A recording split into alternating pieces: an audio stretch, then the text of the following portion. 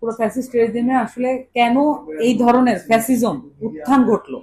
এবং কেন 15 বছরের টানা অত্যাচার, জেল জুলুম এটা কেন সম্ভবপর হলো। এটা সম্ভবপর হলো এই কারণে যে এখানে একটি ফ্যাসিস্ট সংবিধান আছে এবং এই ফ্যাসিজমকে অ্যালাউ করে এমন একটি সংবিধান এবং পুরো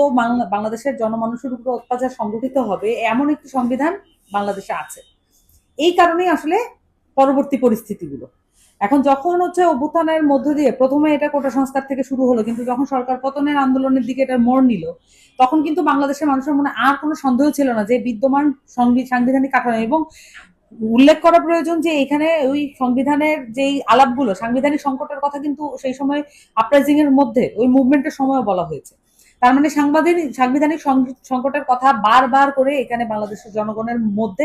একটা বিভক্তি তৈরি করার জন্য, একটা কনফিউশন, বিভ্রান্তি তৈরি করার জন্য ব্যবহার করা হয়েছে। তার মানে এই সংবিধানটা এখন আর জনমুখী নয়, এটা কখনোই জনমুখী ছিল না, এটা একটি জনবিরোধী সংবিধান।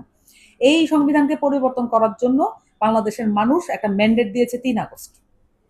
আমাদের যে অভ্যুত্থানের 1 নং সমন্বয়ক ছিলেন নাহিদ ইসলাম, তার তার যে বক্তব্য, তার বক্তব্যের মধ্যে দিয়েও কিন্তু উঠে এসেছে 3 আগস্ট যে এই বিদ্যমান সংবিধান আর কার্যকর নয় এবং এই অকার্যকর সংবিধানকে পরিবর্তন করা এবং পুনর্লিখন করা আমাদের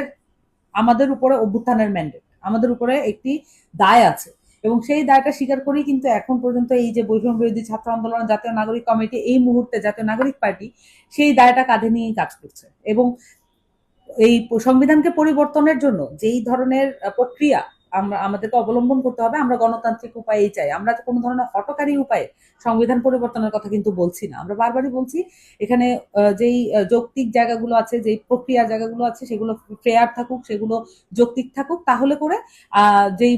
সংবিধানে যে পরিবর্তন করা প্রয়োজন সেটা স্থায়ী এবং হচ্ছে সেটা জনমুখী হবে। সেই জায়গা থেকে অবশ্যই এখানে গণপরিষদ নির্বাচন বা বিধানসভা নির্বাচন ছাড়া আর কোনো উপায়, আর কোনো নির্বাচনের মাধ্যমে জয়ী হয়ে ওঠা প্রার্থী বা ব্যক্তি বা পক্ষ আসলে সেই ম্যান্ডেটটা আসলে পাবে না। ম্যান্ডেটটা একমাত্র দিতে পারে গণপরিষদ নির্বাচন এবং গণপরিষদ নির্বাচনে এখানে আমরা দেখতে পাচ্ছি যে অনেক ধরনের দল আসলে সেটার বিপক্ষে অবস্থান করছেন, কিন্তু আমরা এটাতে বিস্মিত। কারণ